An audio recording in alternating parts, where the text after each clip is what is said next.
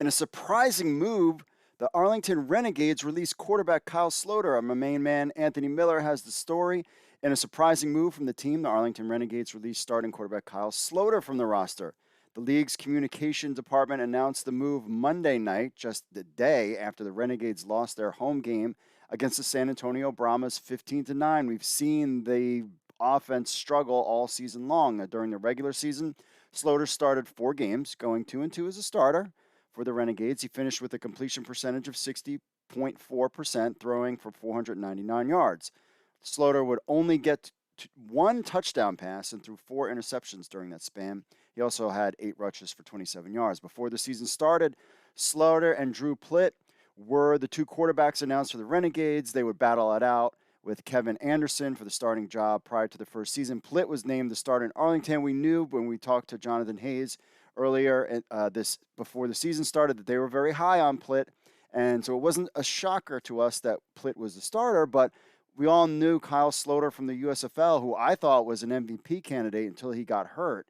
And then so we figured, hey, this will translate, his game will translate well in the XFL and things will be great. He's with a great coach and Bob Stoops, but apparently not. So Plitt would start the first 2 games of the season against the Vipers and Roughnecks. After a 1-1 start, Sloter was named the starter to bring a spark to the offense. Things did not improve for the offense as he was able to go 2-2 in that span. And the team is 3-3 in second place in the South, which is good, right? It's safe to assume that Plitt will most likely be the favorite to start at quarterback for the Renegades for at least the next game against the Seattle Sea Dragons Friday night. That should be a good game. That shouldn't mean that Plitt will be the only guy. Stoops already made it known that he's okay with playing 2 quarterbacks if needed. So it could be a sign for Kevin Anderson will get his chance. The team will also need another quarterback added to the roster. Safe assumption would be the team will be calling the other 7 XFL teams to see if who is willing to part with their quarterbacks in a trade. I don't know, Eric Dungy perhaps. Would he be interested in going back to Arlington? I'll just throw that name out there. Guardians have 4 quarterbacks, so they have trade bait. He could part. The Vegas Vipers could part ways with either Brett Hundley or Luis Perez. That's another thing too.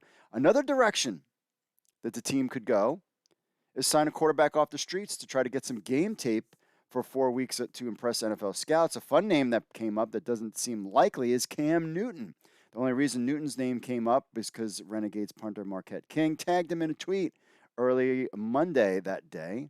Again, this is just kind of fun to bring up. I doubt he'd be there. Now, the Brahmas just did add Kurt Benkert, who was traded to the team from Houston in hopes of getting some NFL, so he could get some NFL reps for the last 4 weeks. So is it possible that Cam Newton would fill in the role for Kyle Sloter? And what's next for Kyle Sloter? He looked good in the USFL, didn't look good in the XFL. Is he going to still be around to potentially get added? I mean, the injuries had happened at quarterback. Was he interested in going on to another team at this point? Or is he making calls to the XFL, the USFL, or even the CFL to get opportunities? It's something we're just going to have to keep an eye on. But we were really surprised. All of us were high on Sloter at the beginning of the season.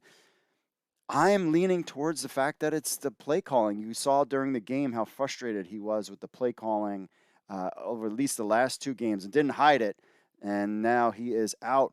And the offense still hasn't looked that great. So, and our main man, Anthony Mitchell, asked Bob Stoops in the press conference if he's going to make a change at offensive coordinator. He said he's not.